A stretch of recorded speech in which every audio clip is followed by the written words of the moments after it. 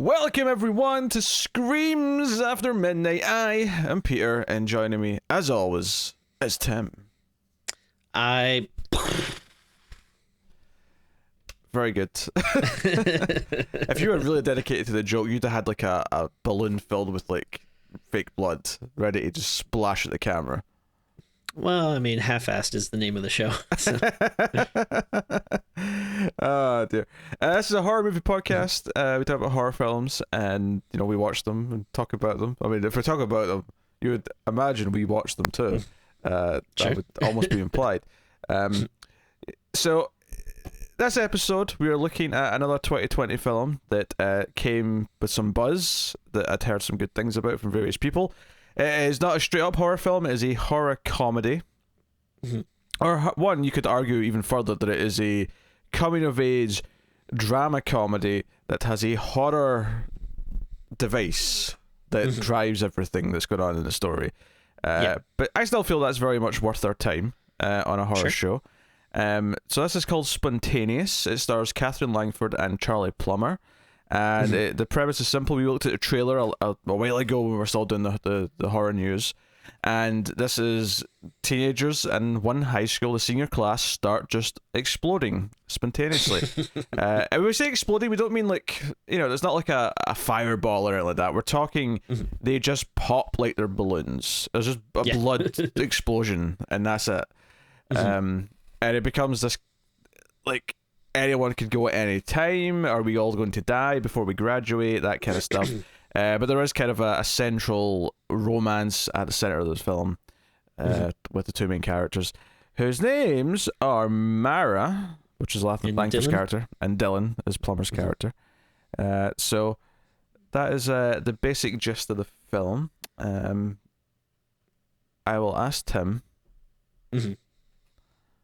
spontaneously the question. Oh. Tim, yeah. What did you think of Spontaneous? I liked it. I think it's a very sweet little film. I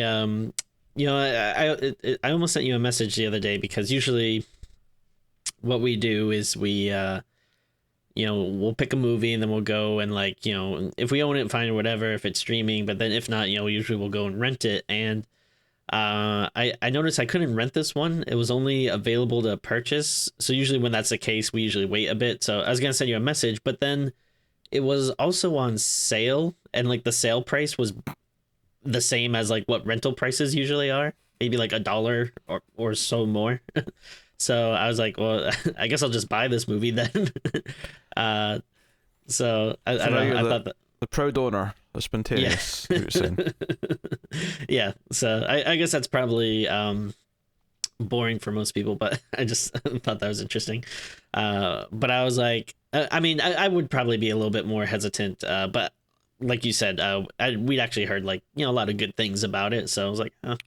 And then but also just putting this out there to digital platforms, I suppose, but I would do this more often. I would just kind of blind buy movies if they were, usually a decent enough price. I don't know if that's, economically feasible for most people.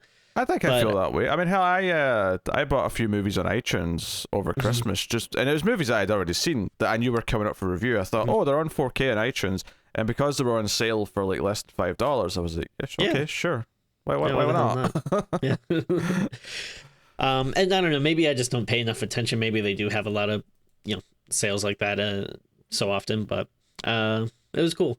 Regardless of the film, so like you were saying, yeah, I would hesitate to really call this a horror movie at all. There is definitely, I think I like the way you put it. It's like a horror device, I don't want to necessarily say a horror plot or something, but no, it's a device that kind of moves the characters and stuff forward, but then it's very much this kind of romantic relationship between these two characters who I think both actors did a very good job. They're very fun people to watch.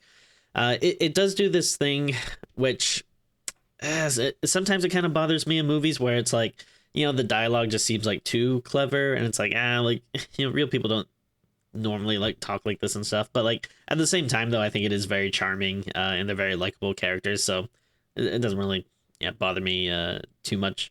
And then there is some like like pretty funny moments that comes from a lot of this stuff, and yeah, I overall I liked it.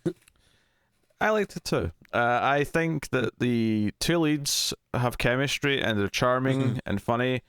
I thought Catherine Langford especially is very, because there's a lot of, I laughed almost every time someone popped. I laughed because it's just a funny idea and it's a funny visual.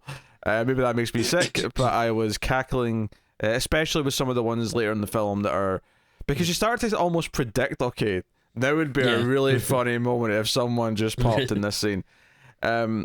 But I also thought she was very funny as well, just in general. There's a couple of key moments that I was really laughing at the way she was either talking to adults, because she stops, any pretense of, let's be good teenagers goes out the window when y'all think you're going to die soon. So can we get an example of that? What did it sound like when you were laughing? Piss off. Okay, that's good.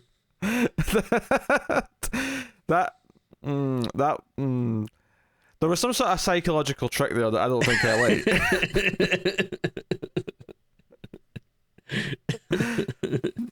There was some weird playing with my brain there in a way that I don't think I appreciate. I think it's funny, it's charming. The sort of, I wouldn't say it's overly gory, but there is definitely a bit of a splatter kind of gore to the popping itself. There is one that seems quite nasty compared to the rest, which really made me laugh. We'll talk about that in spoilers, of course. But that stuff was good. But I think what surprised me about this movie is that it has a very specific tone. It's got this very kind of, you said it was very witty and quippy with its dialogue. And even its editing and its entire style and how it feels a lot of the movie, goes along with that. It's very quick paced. There's a lot of witty narration that sort of like sometimes has characters looking right at the camera and talking as they're narrating, and then sort of like almost doing that and then going straight into a scene where they'll just turn and then act in the scene as if they're, they'll transition, and there's a lot of little stylistic things like that. But I think what surprised me was how kind of poignant it got in the last act. The last act got a lot, not darker, but certainly sadder. Like it was like a bunch of people have died now at this point, and we're actually going to address that and deal with it. And I think ultimately it came out feeling like a coming of age story. And I think the biggest thing for me watching this movie is that it's actually based on a book, so I assume the book was a while ago anyway. But this movie was written and shot before the pandemic, which is kind of insane, because it was almost difficult to try and look at the movie on its terms of how, what it was intended as, because so much of what this is feels like it was tailor-made to talk to an audience who were living through a pandemic. Because the fact that everyone thinks they could die at any moment, they're not sure if they want to make plans for this post crisis world. The fact that characters go into quarantine at one point, there's so much in here that ties in with what the world is going through right now, that it's almost super difficult to put that aside and say, okay, what was the movie saying on its own before all this happened? But totally. And I really like that, because on its surface you could kind of view it as just a kind of like a romantic story between these two characters, but it's much more like about a kind of like living life kind of thing. And like I like that idea of how like once you kind of realize like, oh, any of us can go at any moment, like what that does to a person, and kind of realizing like, hey, let's, like, we got to have some experiences, we got to live life, we got to do this, like let's not worry about the future, let's all these kind of different things you can do, which I thought was like a very nice kind of poignant message. And like you were saying, there was a lot of like instances that's like, oh yeah, I can't help but compare this to what we're going through now, which probably wasn't the intention of the movie, but yeah, it is very timely in that manner. Yeah, it's kind of weird. It's like obviously Host was made in the pandemic and addresses some of that stuff intentionally, but I feel like there's this. There was another one, and I can't remember what one it was now. But there was another movie as well. This and another movie almost accidentally ended up kind of like feeling like it was of this time, like it was of what everyone was going through during 20. And I can't even just say 2020 anymore because we're in 2021 now. And I mean, by the time this episode goes out, it's going to be like May, and presumably we're still going to be going through it in May. So, yeah. So like, but it just, I don't know. It's just there's a weird meta quality to the film that feels like, and because it has a character who is throwing things to the wind, because it's got a character who is very rebellious against the attitude and sort of like finds its finds everything, kind of finds humor and everything around him, and has a kind of a carefree attitude. There is kind of an uplifting quality to what we're going through throughout this film. There's a cathartic nature to it, even though it does make some serious points, especially in the back half. That still feel very relevant. There is kind of a so the movie, like, it's kind of both uplifting and bittersweet by the time you get to the ending. But I was surprised that it made me feel anything like, because I didn't go into this thinking I was going to feel things. I thought I was going to go into this and chuckle at some body explosions. In the first half of the film, I was getting that. I was getting witty characters. I was getting a relatively sweet romance, honestly. The chemistry was pretty solid. And good performances. But I wasn't expecting like actual like, oh, I'm feeling like a beat here at the end. I'm feeling something that this movie's getting across to me on an emotional level. Yeah, I was a little surprised because we watched the trailer a while ago, so I didn't remember it too well. But I was expecting something like a little goofier and sillier.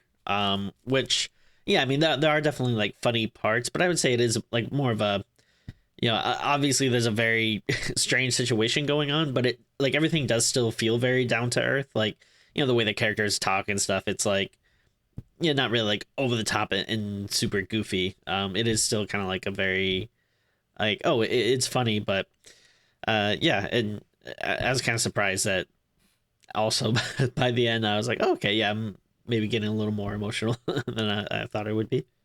Yeah, there's a scene sort of in the middle of Act 3 at a cemetery, which felt like it was like, oh shit, it's just doing like a really serious like speech now, and I'm kind of I'm kind of caught up in the emotion of the moment and what it's saying, and it was kind of surprising. And yeah, I appreciated that, because I think there was a point in this movie where we had a certain point around the end of Act 2, and I genuinely didn't know where it was going. I was like, how's this going to end? Like, what happens next? Where are we going with this? Because and I have to admit, it's nice to feel that in a movie sometimes, especially when it's because you're into the movie and you care about what's going on, and you still don't know where it's going.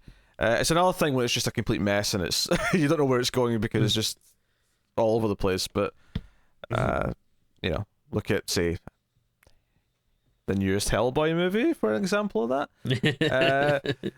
It's a roller coaster nonstop. Yeah, it's a roller coaster of bad rain. So no, I was very impressed with Spontaneous. I think it's got enough tone and attitude and a lot of good qualities to kind of make it worth the watch. Is it worth the watch as a horror movie fan? I think to an extent, when you're in the mood for something, it's not a full-on horror movie for sure. But this is not Texas Chainsaw Massacre. This is not. Yeah. It's not even Shaun of the Dead. Right? This is something different. And it's not Scanners. It's no Scanners. Although, good head explosion in Scanners. Yeah. Good head explosion. But there's actually a bit of a running joke early on in the film where the two main characters, despite the fact that they're present for them, keep missing the actual. They don't see any of the explosions. They're always looking away when someone goes pop. I appreciated that running gag. That was giving me some chuckles. So yeah. So no, pleasantly surprised with Spontaneous, even though, like I say, not a full-on horror movie. I'd argue it's only like 20% horror. Yeah. That sound reasonable? Yeah, I guess. Yeah. It's kind of hard to say because like the random having this occurrence where people can just suddenly explode out of nowhere. That is very very scary thing. And then whenever it happens, like those scenes, people do start acting like it is a horror movie. Like people like running around and screaming and trying to get away and are covered in blood. But it's not like horror in the idea that like if you look at it almost like kind of like a disease movie or something.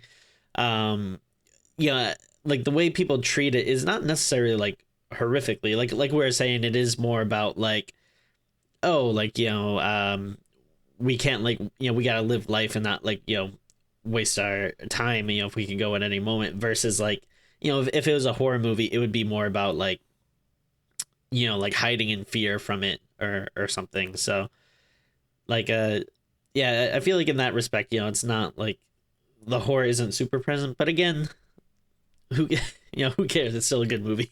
I think obviously some of the metaphors that are at play here for the coming of age stuff is just that I think the idea that you feel invincible when you're young and you feel invincible as a teenager, you just think, we're all young, everything's fine, we're all going to live for like 80 years. It's, who cares? I think one could argue that the spontaneous deaths in this and the realization that we could go at any time, which is just true anyway, like any of us could just die at any time for a variety of different reasons.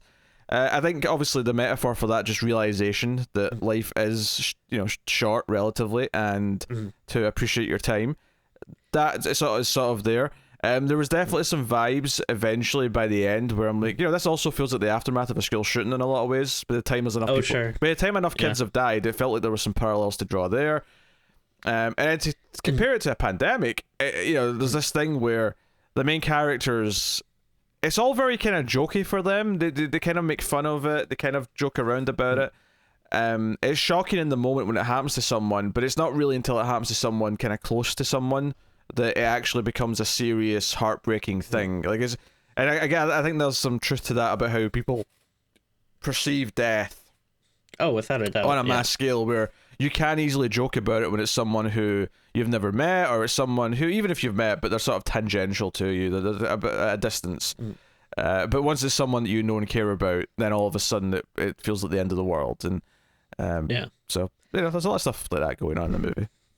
And and I don't think we mentioned it, but it's only happening to a specific like class. It's like this senior class in this like small town, which is also like a good metaphor for like it's a big transition period for a lot of these kids. And it's like there's like a lot of pressure when you're graduating high school, that it's like, okay, what am I gonna do? Am I gonna go to college? Am I gonna move away? Am I gonna get a job? Am I gonna just kind of wander around and like wander around aimlessly with a guitar strapped to your back and just singing the blues? But I mean, that's like that feeling that can definitely feel like kind of a lot of pressure building up, and for some people they might explode from it, and who knows. There's a scene where there might have been some sex, and there was lots of jokes about trying not to explode on each other, and I thought I thought that was very witty and very funny. Pleasant surprise. A very pleasant film that by the end actually packs a bit of a punch in what it's actually saying. It is a movie that's set in a real world. There's references to real world politics. There's references to all sorts of things. The main characters are very nerdy in that they're both really into movies, and there's a lot of movie references. And that's one of those things where they're so good at movie references that it does feel a little bit like artificial in ways. But at the same time, when he casually mentions, because they're talking about the death of his father, Dylan, and there's like a rumor that he died with shit falling on top of him at his farm, and he says that's not true, he had a heart attack or whatever. But he mentions, no, you can't die from shit falling on top of you, as all three Back to the Future movies prove. And it made me sort of question. I was like, did that happen in all three? It happened in the first two for sure, and I couldn't remember if it happened in the third one. But I was like, you've engaged me in a nerdy debate, you son of a bitch, without even sort of meaning to. And But there's a Cronenberg reference early on. There's references to all sorts of things. Yeah, and I thought they were pretty well done. Because I do feel like sometimes in these movies they way overdo it, where it's like, as movie fans, of course you do relate stuff to movies and make references, but I feel like a lot of times in these movies it'll just be like the character's one trait, and like every other sentence is like, wow, well, this is just like American Pie, or wow, this is just like The Matrix, or wow, this is just like Minority Report, or something. Like, it's just like constant, where I thought this was a good balance where they are making some references here and there, but it's not, they still feel like believable characters and not just like most of them feel prompted by something else that happened in the conversation that helps, or a situation where it's like, yeah, I'd make a movie reference here too. I think it's notable though that those kind of disappear in the third act, and I think that's also kind of the point. I think them being overly witty and carefree is almost just an exaggeration of just how you don't give a shit at that age. Yeah. Oh, sure. Yeah. And not in a mean way. They're not mean characters. They're likable, pretty much from the get go. But once things get a bit more serious, that sort of stuff fades away. And I think that's very intentional. So now we should talk about the director here, the co-writer and director. We got it. Brian Duffield. The Duffer Brothers. No, not the Duffer Brothers. Brian Duffield. Because he's worked on a bunch of stuff that we've talked about before. This is his directorial debut, but he did also write both Babysitter movies. Okay. He wrote a film that came out earlier this year called Love and Monsters. I say this year. I mean, by the time you see that, 2020. Which is not a horror movie. It's more of an adventure movie with like monsters in it. But it seemed it got decent buzz, so I'll probably watch that at some point. Interesting. So we did that, and they all feel like they're sort of in the. I can see the person who wrote The Babysitter being the person behind this. There's definitely some feeling in the references and the tone. There's definitely some vibes that I can see correlating between them. The one that really sticks out to me as being different here is that he wrote the script for Underwater. Okay. Which is, very different in tone and vibe, and I would argue easily the weakest of all the films I've seen of his that he's written.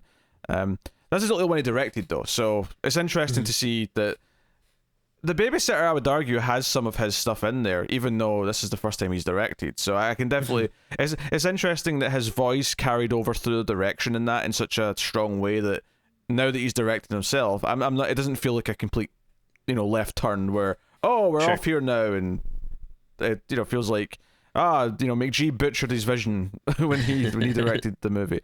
Now, sorry, he didn't write the second Babysitter. It's just based on characters by so. Oh, okay. So which arguably makes his track record better, to be honest. Sure. But I thought that was interesting. His next film he's writing and directing. It's called Vivian Hasn't Been Herself Lately, and it is a horror movie. So cool. That's something that we'll get to in a couple of years, I imagine, when it comes out. But I thought it was worth mentioning. He's having a. He's got a lot of things have come out in the last year or so. So that his career's starting to boom. By the looks of it, no pun intended. Sure.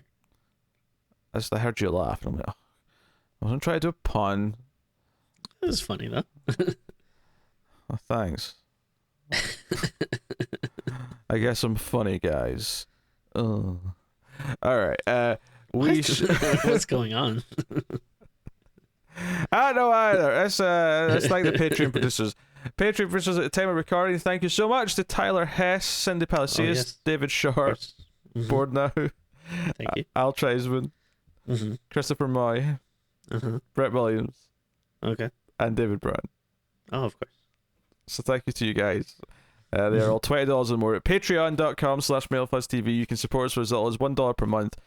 Over there, of course, at that $1 tier, you get access to all the back catalogue of all the bonus episodes we've done. They're on pause until Tim's back from paternity leave, but you can get access to all the old episodes, plus you'll get access to other bonus episodes from the Ace, the science fiction movie podcast I did with Tara, as well as some other stuff. So go and have a look. $5 tier still gets you early access to every episode by a day, so go do that.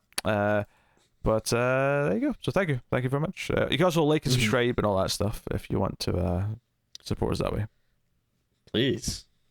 And that stuff's all free.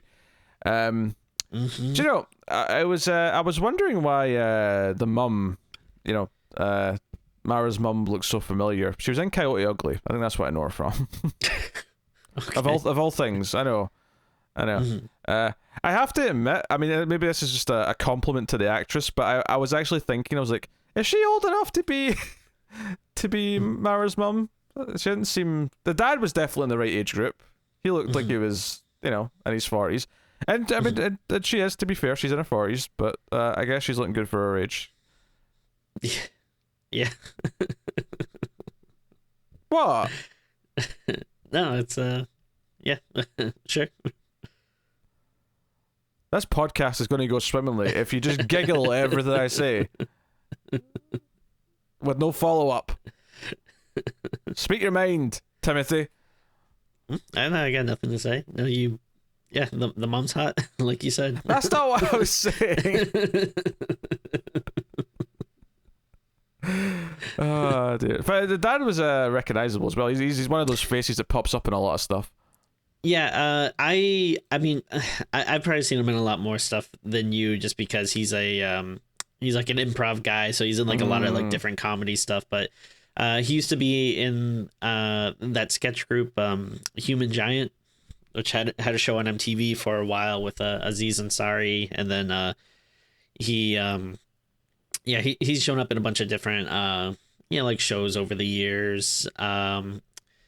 He was on like Children's Hospital. Trying to think, like, yeah, it is hard because I think he's been in a ton of like movies, but it's always like smaller roles. I don't think anything stand out. But it's Rob Hubel is his name, but I think he's very funny. I like him quite a bit. Oh, he was in Barely Lethal, which is another good teen movie. Okay. It didn't get reviewed very well, but I will stick up for Barely Lethal. All right. Did you watch it thinking it was something else? Did you misread the title? No, I did not. Okay.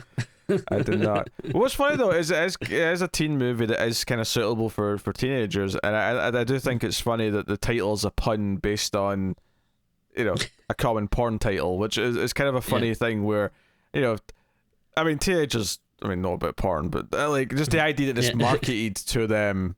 Despite that fact, I don't know, it's kind of funny to me. Anyway, so spoilers, full spoilers for Spontaneous from this point on. So, favorite popping. There's a few good ones. There's two in my head that stick out, and they're both kind of in the same section of the movie, because there's the first one right at the start of the movie. Everyone just sort of treats it like a random thing.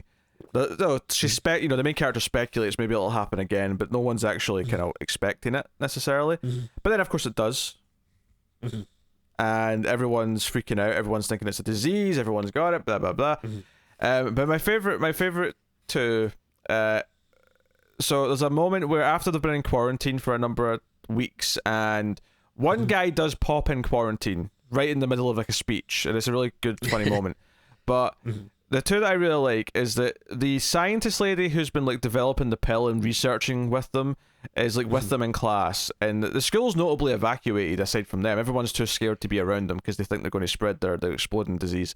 And she tries to make a point by having one of the jock sort of douchebag dude who's like really enthusiastic about everything.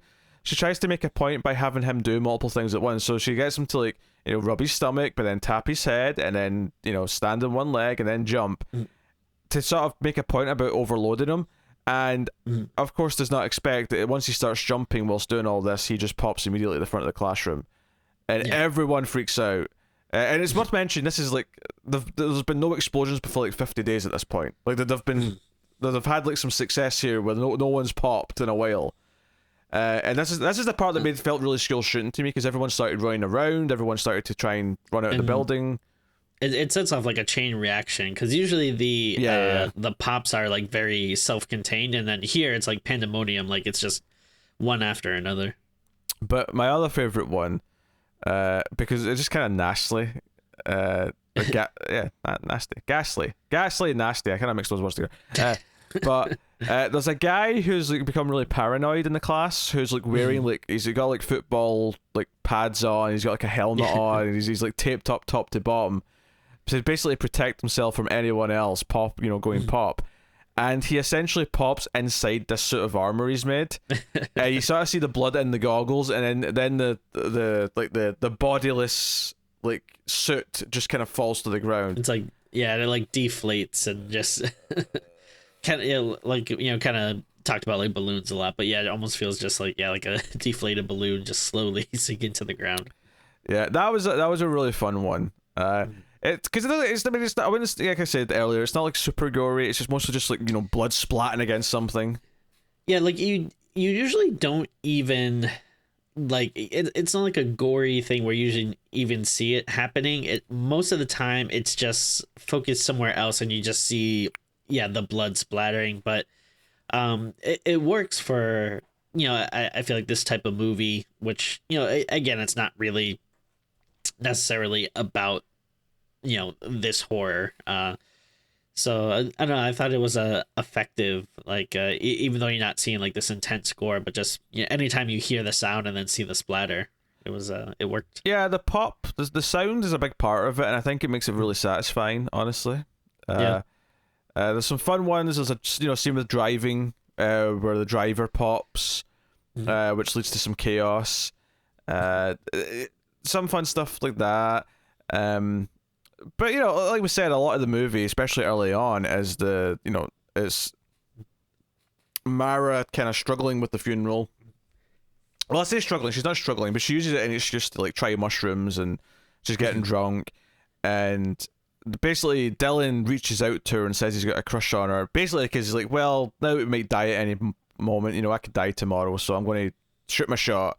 But they end up bonding. Yeah, because like they kind of talk about it more later, but he said like, oh, I had a crush on you for a while, but I kind of figured out what's the point right now? We're probably both going to go to college and never see each other again. But yeah, because of the circumstances, it's like, well, who knows what our future is? So yeah, like you said, I guess I'll shoot my shot. And as like in a pretty endearing scene, like early on, like he starts texting her, and I thought it was funny with the dick pic joke and everything. Yeah.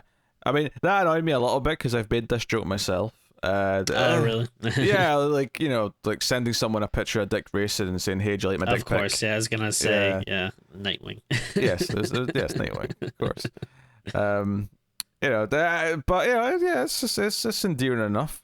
And the characters, they bond, they make movie references, their banter back and forth. And I think one of the complaints of this movie could be that all the characters kind of have the same witty voice, but I don't necessarily think that holds completely true. Maybe the dialogue is similar, but I think the performances between the two leads are different enough, where he's a lot more kind of like tepid and maybe not quite shy. Shy might be a bit too strong, but he's very different to her, because she's very quick to speak, she's very outspoken, very loud personality, and a kind of...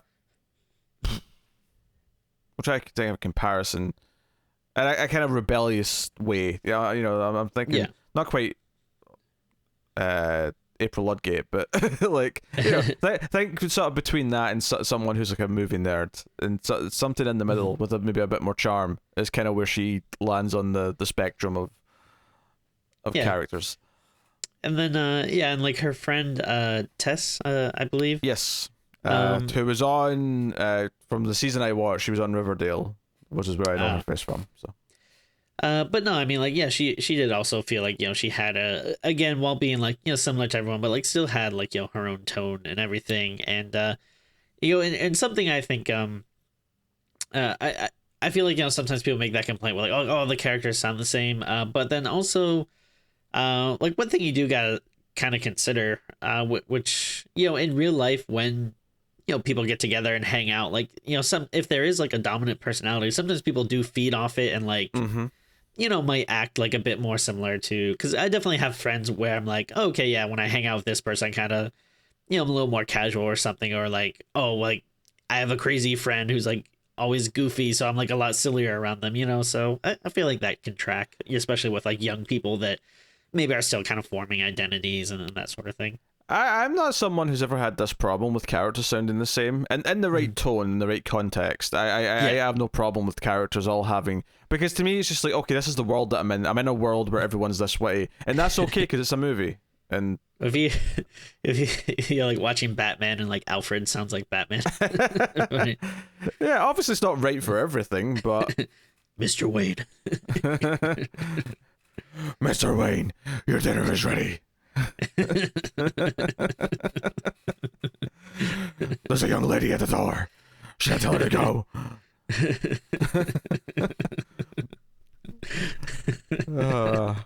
I guess that's pretty funny.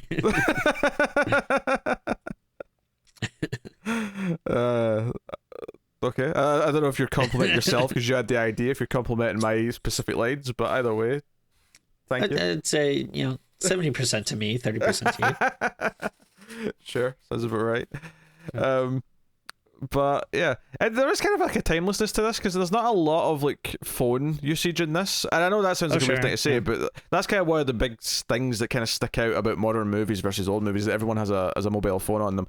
But also because the characters constantly, they never seem to reference anything other than the politics, because they reference Trump, right? But, which obviously sets the present day, but they never reference, like, all the movies and like music they reference all seems to be older. Like everything seems to be from the 80s, 70s. Yeah, it's very much and maybe that is kind of a symptom of like the writer being someone who grew up with all these things, and like, no, my character's going to reference these things because this is the shit I care about. So this is what I'm going to do. But I feel like at the same time though, because these characters are like movie nerds and stuff, I could see them, liking. They probably consider this stuff a little bit more classic, and the modern stuff maybe a bit more pedestrian. Like, I see that. I definitely think so. I mean, I was definitely. I watched old movies when I was in high school. It's not like I get it. I get it. I understand it. That's fine. Yeah. So that stuff is solid. The courtship and the various poppings and whatnot. So various poppings. The various poppings, yes, very important. Probably the biggest movie. I'd say there's. So there's like a sort of Blue Balls movie reference, and then a movie reference that's like, it starts off feeling a little silly, but then the more it goes on, the more endearing it becomes, because it starts to really kind of weird out all the people who are working. But see, when they first go into like the big tents, when they're grabbed, and it's because this is after the two people in the car go, so everyone starts getting, all the kids get taken to like this quarantine tent for research and whatnot. But they're lying in, so the two main characters are lying in beds, and they're separated by a plastic sheet. And Mara starts doing the scene from E.T. where they hold out their fingers, and she's like, E.T., and then E.T. like, realizes what she's doing, and so it goes, Elliot, and they do this thing. And at first it's like it felt a little bit forced at first, but they kept saying it back and forth to the point where the doctors and scientists who are in the rooms just start looking at them funny, and that it went on enough that it started becoming funny. Yeah, it was very good timing. It was going on a bit too long, then it became funny, and then it ended like right before it became too long again. Yeah. So I guess that's a good handle of their timing, if nothing else. Yeah. So the other one, and I say this is the kid of the Blue Balls one, because there's a costume party. There's I think it's the Halloween thing at school. Oh yes. Early on, there's not much. There's been one pop, maybe two at this point, and they're starting to date, and he comes in and he's dressed as, because of the Quakers, the high school football team, he comes in dressed as the Porridge looking dude. And she comes in with a white dress, and her best friend, Tess, does not get the outfit. She just thinks she's like a prom queen or something like that. And he immediately goes, "Oh, are you Carrie?" And she's like, "Yes." And I'm like, okay, all right, someone's going to pop all over her dress and it's going to look like Carrie. Yeah. And later on, when they actually have a prom, after like the quote unquote school shooting style sequence of like tons of people dying, and like half the class are missing, and it's this really morbid affair. It's also graduation, because they figure they might as well knock out two birds with one stone, because no one wants to really go to both things. And she's walking around, she's wearing the same dress, she's put on her Carrie dress, and she's at a prom, and I thought, oh, Yeah. there's going to be some bloodshed at this prom, and there isn't. And it was kind of this thing where I was like, oh, come on, do it. And I think it was intentional. I think the movie wanted you to expect even more blood and more horror stuff, but it kind of said, no, we're doing more real stuff now. We're doing real harsh reality, like acceptance of events, and you're not getting your cheap movie reference anymore, so stop looking for it. It kind of felt like it was very on purpose, I think. Yeah, no, I admire the restraint, because it definitely would have been, you know, as soon as she has that dress on, you're just constantly waiting for it, and then it would definitely would have been funny to see, but like you said, it is very intentional. Yeah, there was a couple moments where I was expecting more people to start popping. There's a moment right at the end when she's leaving in the milk truck that Dylan bought, and she's looking back in the mirror at her parents waving at her off goodbye, and I really thought her parents were going to pop in the reflection. And they didn't. And it would have defeated the point of the movie, admittedly, if they had. But still, I was kind of expecting it. I was kind of on edge. Not on edge in like a tense way, but on edge and like, oh, go on, someone's going to pop. Someone's going to pop. Someone's going to pop. Go on, pop away. But yeah, we have to talk about Dylan's death, because as soon as you start to care about these two being into each other, you're like, okay, he's going to die, right? This is going to be the gut punch of the movie, is when he pops. And that's why when you go back to the school shooting analogy, I think the survivor's guilt is also a big part of why that third act is so downbeat compared to the rest of the film. But it's at the end of the school sort of chaos scene where everyone's been popping left and right, and she is covered in blood. She gets outside, and he's there. They run into each other, hug, and I knew it was about to happen because of the camera angles. The shots were like dead on and like really close up in each other's faces, like back and forth. Yeah, it was like me and my wife, like we both really like started to kind of brace ourselves during that scene, just because it's so dead on that something is gonna happen. And I mean, it would have been bold to kill Mara, but obviously, like, she's the main character. You're hearing mostly like her narration and stuff throughout the movie, so it's like, well, she's not gonna be the one to go. And the screen just goes red like very suddenly. The idea that her vision's been completely covered in blood, and then the movie takes a sharp tonal shift at this point, and it's kind of impressive. There's the scene after the prom where, because one of the things that made me laugh a lot actually is her just drinking in front of her parents and not giving a shit. And then going to prom, and I laughed a lot at her pouring booze in the punch bowl. She's like just pouring, like, I don't know if it's like whiskey or vodka or whatever, I can't remember, but she's pouring booze into the punch. Oh yeah, it's tequila. You're right, it is tequila. Because that's brought up a lot in the movie. But she's just poured it into the punch bowl, and she's just staring right at the teachers who are looking at her doing it, and they just don't care enough to come over and stop her. And it's just this dead eye stare between them was just making me laugh. Yeah, I mean, it's everyone. It's kind of like these kids just get like a free pass to do whatever they want, because like between the parents, the teachers, and like even like the people working at the store, where she just like goes and I'm assuming she just steals the liquor, like very brazenly. She just walks out and no one tries to stop her. This underage girl is just walking out of the store with 2 bottles of booze, which she's not paid for, as well, as you said. And that's actually led to another laugh, because there's the FBI lady who talks to her throughout the film early on to try and just get information, but then she kind of is concerned about her later on. She sort of catches her outside the store, and Mara ends up throwing the bottle of booze, and it lands in the back window of the car and shatters it. And it's like, and it made me laugh because it was just such a... It was unexpected. Yeah. I was expecting like the bottle to shatter on the windshield, but not the entire windshield. And I don't think that's realistic, but it was funny. Yeah. Like, I'll take it. So I think that's maybe the other thing here is we're talking about, realizing that anyone can go at any time. I think to take it further than that, I would say that you don't even have to like compare it to people realizing that death is like a possibility at any age. I think part of this is just about growing up and realizing that everything everyone at school, most of these people you're never going to see again. So I think the poppings kind of represent that. and the ones that hurt are the ones that you really care about. So the idea that the boy that she fell in love with at school, she's never going to see again, and that memory hurts. Like, if you take the deaths as less literal and more just a representation of all these things you're leaving behind when you're about to leave school and go off into your next stage of your life. That's why it really is a coming of age movie, because I think a lot of the metaphors, a lot of what's going on in it are very much that. Yeah, and like everything at that age like feels so big and important, and I like kind of ultimately like well, it's not like that stuff isn't important, but that stuff also is not like the end of the world.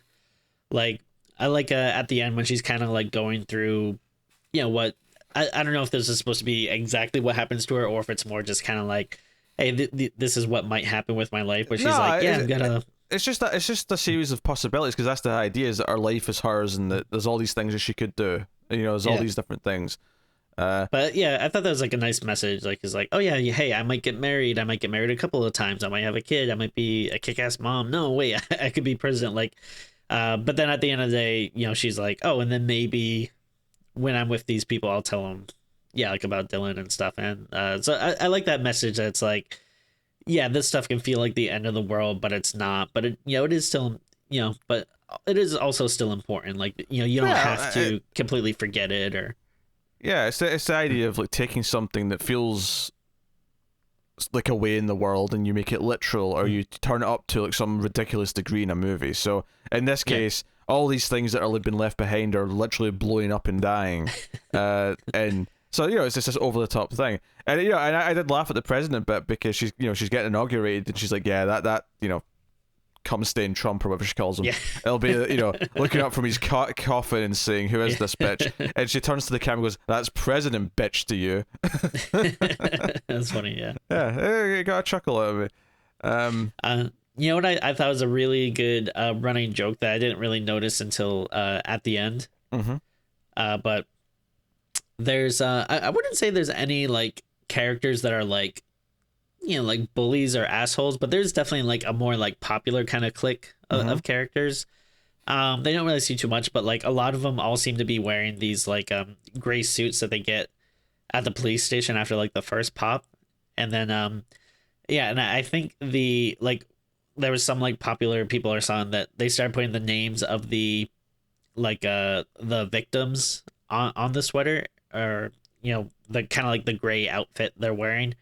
He said suit, which implies like a jacket and pants. We're talking like a gray like sweatshirt and sweatpants. Yeah. So because I think at first you see him, and then they just wrote down the name of like that first victim, Catherine. Caitlin. I see Caitlin. Yeah. Yeah.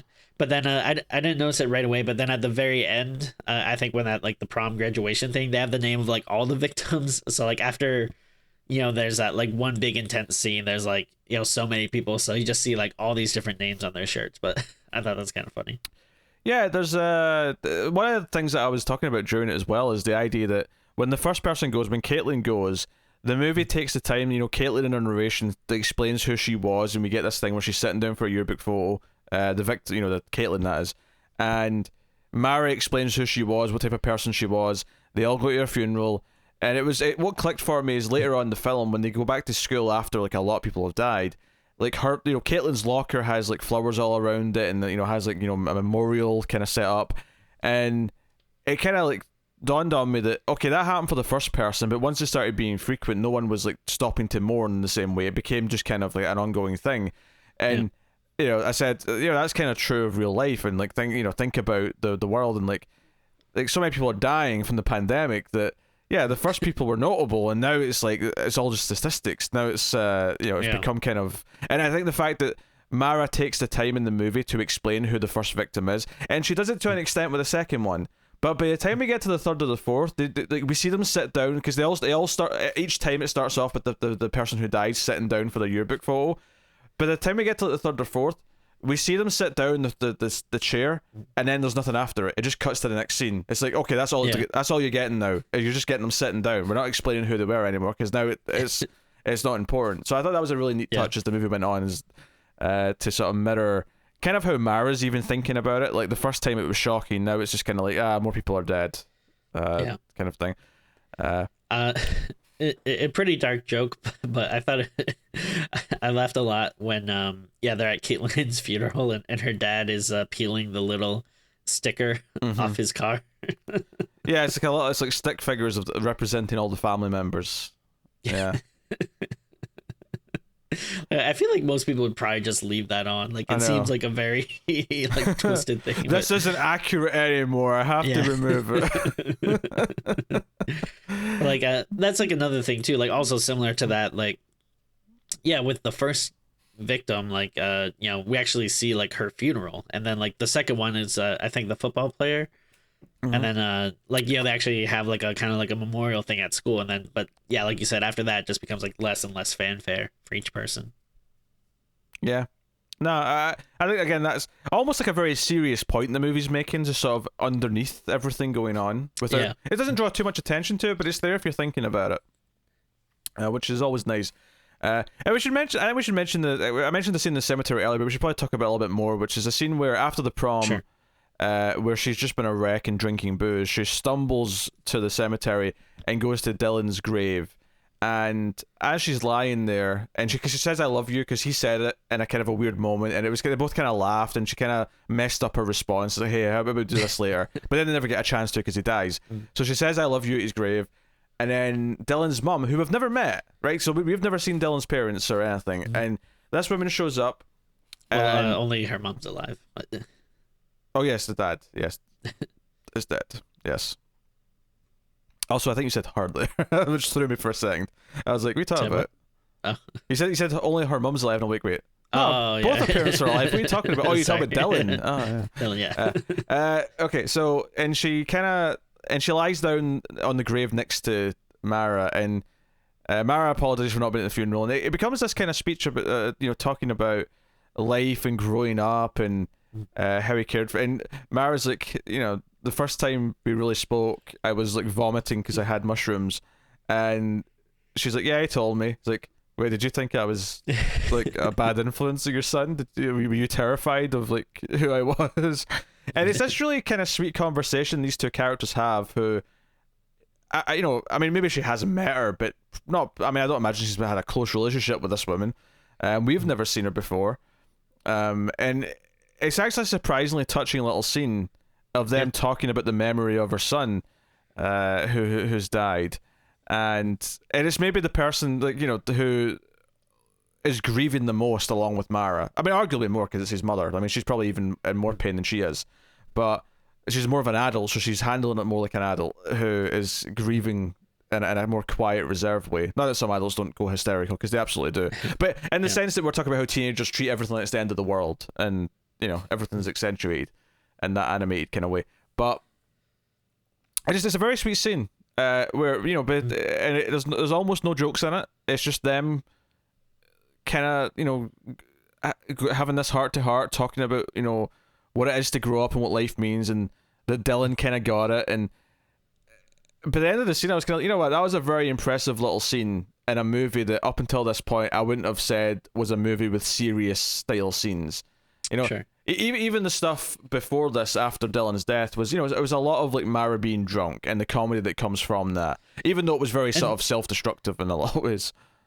Yeah, and I think it's a kind of a testament to the movie where, even though there were funny parts to it, I still found it kind of hard to watch, just because I think she was like such a likable character before that, like, it felt like if you were watching a friend, just going down this path that you just want to be like, oh man, like I know you're hurting, but get it together. Like, this is not how you should be dealing with it. And I think it's just a testament to how well you like the character. And I think her best friend, the way she reacts to her downfall here, or spiral, does go along with that. And I think it's actually very intentional that her best friend doesn't die, because I think the idea is that you forget most of the people from high school, including your boyfriends, girlfriends, whatever, but most people will have one or two friends that they probably keep forever from high school.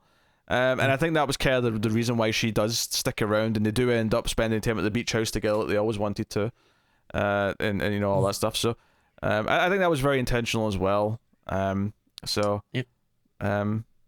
really tight little movie that's surprisingly poignant, despite the fact that at face value it's a very silly premise, and it has so much character from the get-go. Like immediately the characters have this wit, there's a tone, there's a humor, that it's a good time. It's a good 100 minutes of movie. Yeah. No, I mean, I can't really think of any like, complaints. Yeah, it flows very well. Yeah, the characters are, I mean, yeah, that's kind of what the movie's hinging on, but the characters are very likable. It's it's fun to spend time with them, and yeah, no, there's comedy. There is like actual like legitimate drama though. It is hard not to feel it at certain points in the movie, but it's all balanced very well though, and by the end though it is still kind of uplifting, which is nice. Yeah, there's kind of an uplifting message overall by the end. I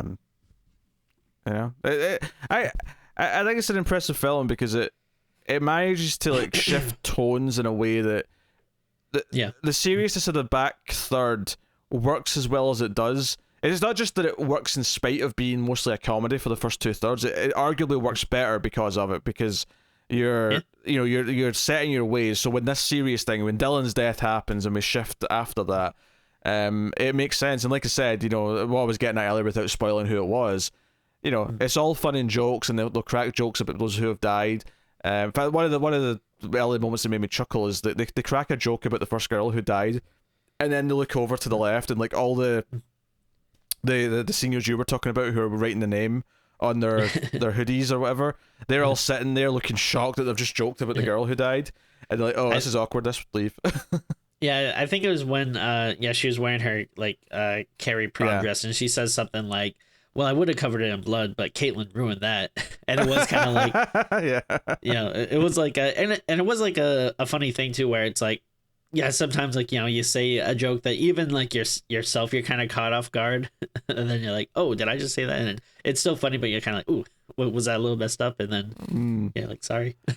Yeah. So it's an impressive little movie, and I think the fact that it inadvertently ended up being so relevant to what we're all going through. So there's the coming of age stuff that we can either all relate to because we all grew up, or you're a teenager, in which case it's just very relevant to you.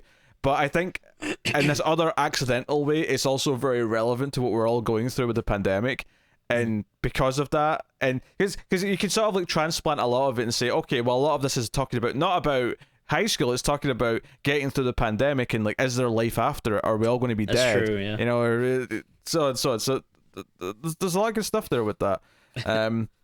But and don't get Charlie Plummer and Christopher Plummer mixed up, because part of me was expecting this really old man to be in a romance with this teenage girl. Sure, yeah. So maybe when Christopher Plummer can't do it anymore, Charlie Plummer can be the person they digitally put into all the Kevin Spacey movies. When I hope so. Although I was watching this on stream with chat, and someone pointed out that he looks like he belongs in Hanson. I can see that. And it's hard to unsee it once that's been mentioned, but hey ho. That is Spontaneous. It is a very good, heartfelt movie that is witty and funny.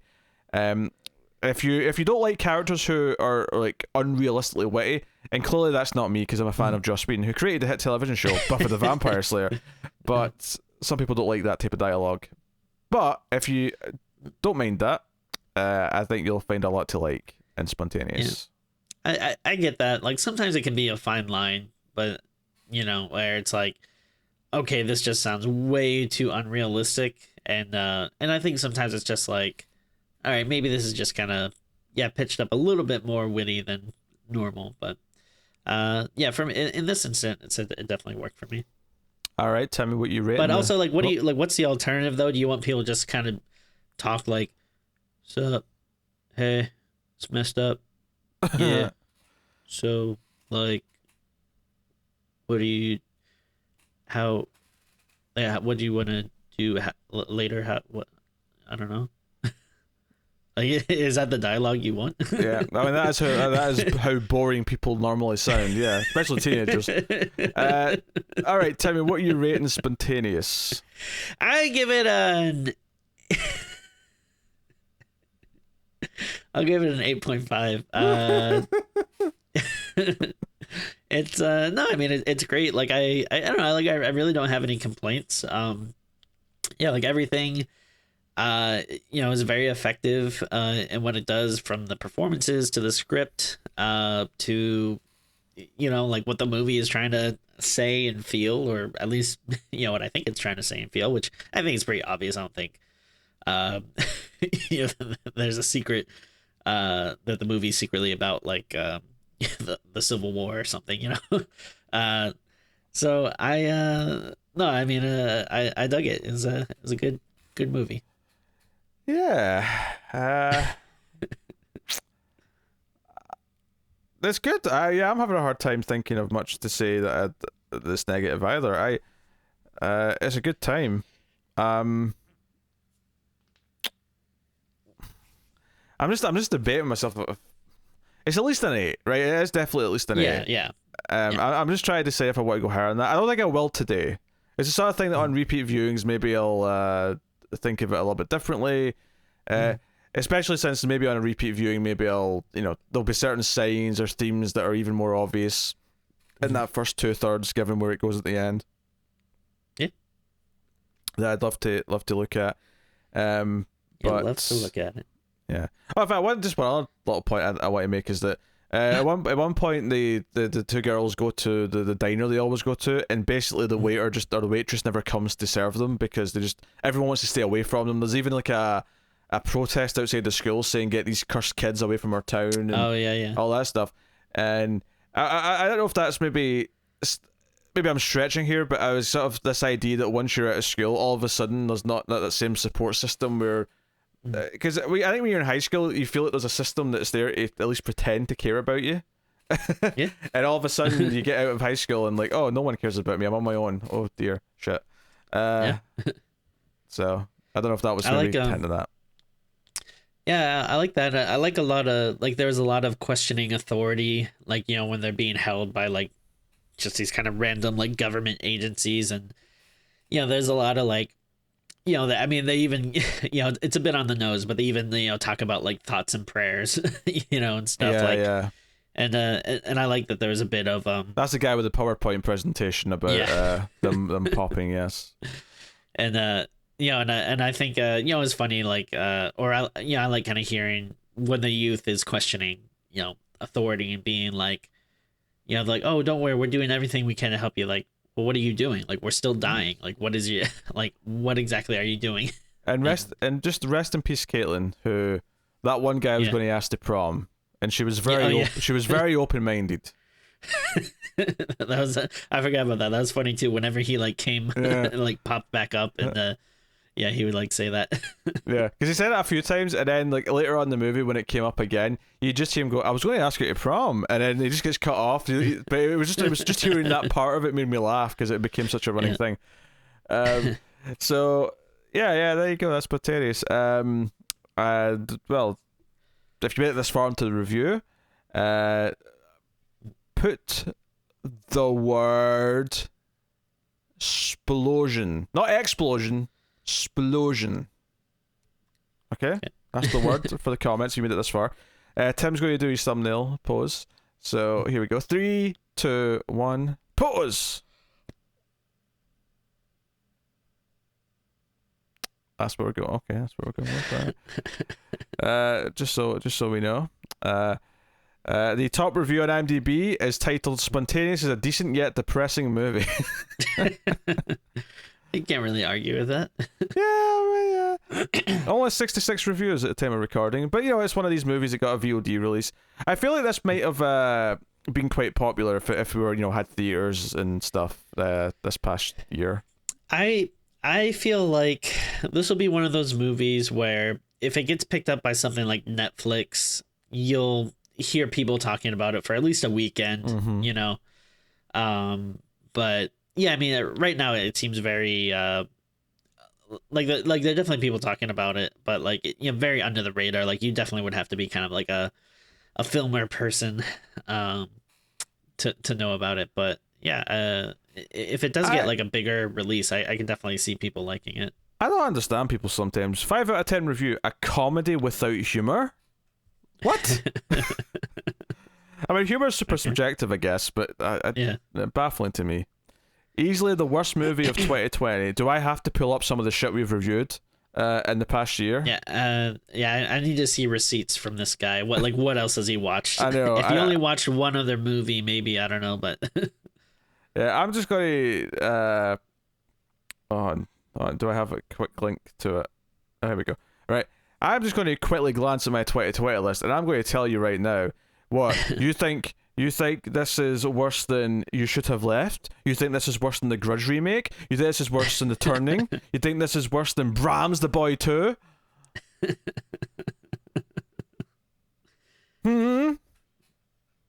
I think not. Right into the show and let us know. So take that, you prick. Whoa.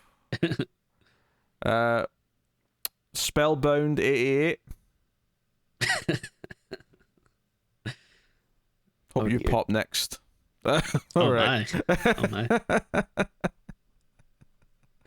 All right. So there you go. That's spontaneous. As we said earlier, like and subscribe, super important. YouTube judge success on likes, comments, and subscribers, and it helps find us more viewers because they'll share us out. So please do that as a free way to support us. So please and thank you. You can also head over to patreon.com/MailFuzzTV, as we mentioned as well. So go and have a look at that. Otherwise, get us on the Twitters at Screams Midnight for updates and shenanigans and whatnot. So yeah, thank you very much. And that about does it. So that has been spontaneous. So thank you once again for watching or listening. We always appreciate it. Keep watching scary movies, and we will see you next time.